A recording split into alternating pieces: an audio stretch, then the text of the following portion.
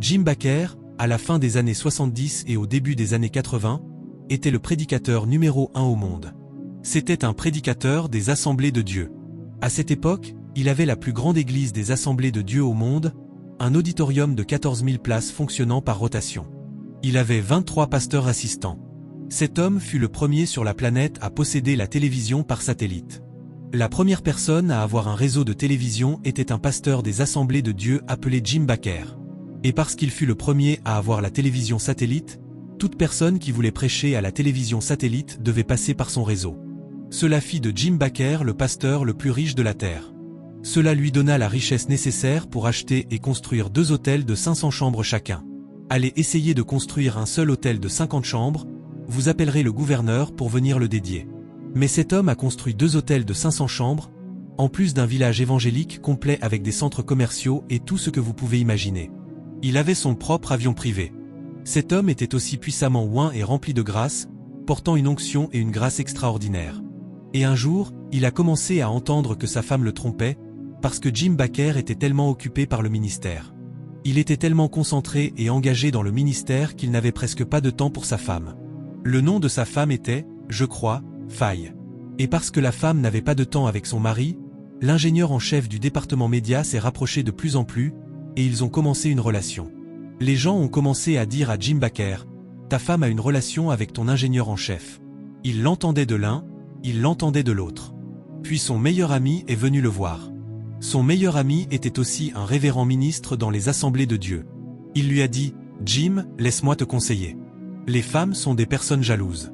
Elles sont tellement jalouses que ce que tu dois faire pour reconquérir le cœur de ta femme, c'est d'aller te prendre une petite amie.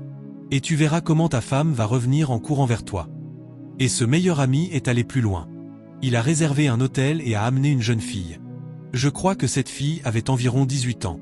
Elle s'appelait Jessica Ann, une très belle jeune femme. Il a pris la clé de l'hôtel et l'a donnée à Jim Bakker en disant, « Homme de Dieu, prends la clé.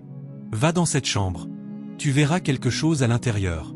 Va t'amuser, puis va le dire à ta femme afin qu'elle se ressaisisse. » Et il a pris la clé. J'entends le ciel crier, « N'y va pas, n'y va pas. » Mais il y est allé, comme un bœuf conduit devant ceux qui le tondent, muet. Il a ouvert la porte de la chambre d'hôtel et a vu cette belle femme, entièrement nue, au milieu du lit. Hommes, nous sommes influencés par ce que nous voyons. Lorsque vous voyez une femme complètement nue, seul le Saint-Esprit peut vous aider. En réalité, ce n'est pas un moment pour prier en langue. Ce n'est pas un moment pour lier le diable. Que faites-vous alors? Vous saisissez la grâce et vous fuyez. Mais Jim Bakker a été arrêté, captivé par la beauté de cette femme, et avant même de s'en rendre compte, il avait enlevé ses vêtements, ce qu'il n'avait jamais fait de toute sa vie, ce qu'il n'avait jamais fait en 30 ans de mariage. Pour la première fois en 30 ans de mariage, il a sauté sur cette femme et a couché avec elle.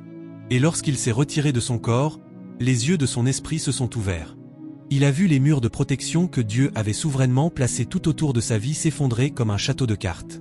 Puis il a vu des démons venant de l'enfer, de l'eau, de la mer, de la forêt et de la terre, accourir pour le mettre en pièces. Il a bondi hors du lit, a remis ses vêtements et s'est enfui. Où allait-il? Il est allé vers son père spirituel, s'est jeté à ses pieds et a dit, « Mon père, je suis tombé. J'ai tout gâché. Je suis en difficulté. J'ai vu toutes mes protections disparaître. J'ai vu tous les démons. » Le père spirituel lui a répondu, « Parce que tu as confessé, Dieu est fidèle et juste pour te pardonner. Alors, Jim Bakker, lève-toi. Je ne te dénoncerai pas à la direction, puisque tu m'as confessé. Va. Dieu te fera encore traverser cela. » Et le père spirituel a fait une prière et est parti. Il ne savait pas que ce n'était pas aussi simple que cela. Jeune femme, cette chose avec laquelle tu plaisantes est un destructeur de destinée. Ce petit plaisir, 15 minutes, 20 minutes, peut faire sombrer toute ta vie dans l'abîme. Avant même que tu t'en rendes compte, tu pourrais ne jamais t'en relever, à moins que Dieu ne te fasse miséricorde. 2 mois plus tard, la femme avec qui il avait couché lui a envoyé un message. « Homme de Dieu, maintenant que tu as couché avec moi, je suis prête à le dire au monde entier, à moins que tu ne me donnes 240 000 $. J'en ai besoin dans 2 semaines. » Savez-vous ce que représente 240 000 $? C'est près d'un demi-milliard de Naira. J'en ai besoin dans 2 semaines. Ainsi, ce pourquoi tu as travaillé pendant 30 ans, tu es maintenant en train de vendre des propriétés pour régler cette femme. Et il l'a payé. Après l'avoir payé, 3 mois plus tard, un autre message est arrivé. « Homme de Dieu, cette fois-ci, j'ai besoin de 1,2 million. Tu as 2 semaines. 1. Lequel des hôtels de 500 chambres vais-je vendre? Où dois-je vendre mon avion privé? Et pendant qu'il transpirait, se demandant lequel vendre, 3 hommes de Dieu sont entrés dans son bureau et lui ont dit: Homme de Dieu, il n'y a pas de fumée sans feu. Nous entendons des rumeurs à ton sujet, et tu sais que tu appartiens à une dénomination. Lorsqu'ils l'apprendront, ils te suspendront. Et lorsqu'ils te suspendront pendant 1 an, tu ne monteras plus en chair, ton église fermera, ton ministère s'effondrera, tout ira à terre. Alors, pour échapper à cela, la meilleure chose à faire est de nous remettre la gestion. Annonce simplement au monde que tu souffres d'une maladie grave et terrible dont tu ne peux pas guérir, que tu as essayé de la gérer, mais que maintenant tu pars en congé maladie pour une durée indéterminée, et restaure de la circulation pendant au moins 1 à 2 ans. Nous gérerons le ministère jusqu'à ce que la fumée se dissipe, et lorsque la fumée sera retombée, nous te rendrons tout. Signe simplement ces documents. Et dans sa confusion, sans même lire les documents, il a signé, sans savoir que ce que ces hommes avaient écrit dans le document, c'était que toutes les propriétés de cet homme leur appartiendraient à jamais.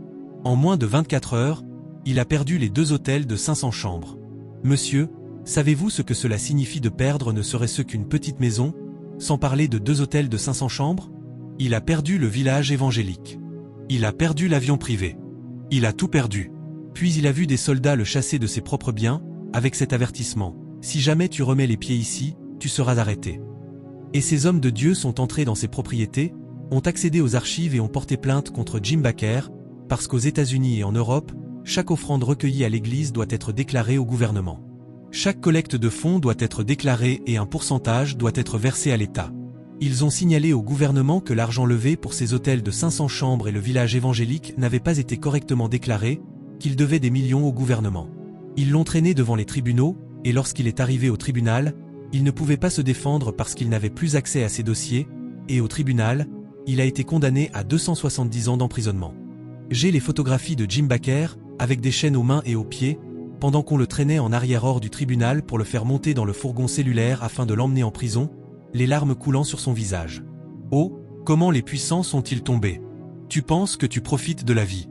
Tu penses que cette chose que ta chair te pousse à faire n'est que la chair. Ce n'est pas seulement ta chair. Tout le royaume des ténèbres s'est réuni. Comment allons-nous avaler cet homme? Comment allons-nous la faire tomber? Et c'est ainsi que Jim Bakker, en prison, a reçu une lettre de sa femme lui annonçant qu'elle divorçait de lui, et lui disant non seulement que je t'ai divorcé, mais que je me suis marié avec l'homme qui avait amené cette femme, Jessica Ann, à l'hôtel et t'avait donné la clé. C'est maintenant mon mari. Et légalement, elle a pris les 2 enfants. Ainsi, il n'avait plus d'enfants, plus de femmes, plus de ministère, plus de propriété, plus rien. Il a tout perdu. Et là, en prison, la douleur était si intense qu'il a perdu la raison. Il est devenu fou. Jim Bakker est devenu un patient psychiatrique, victime d'un effondrement mental.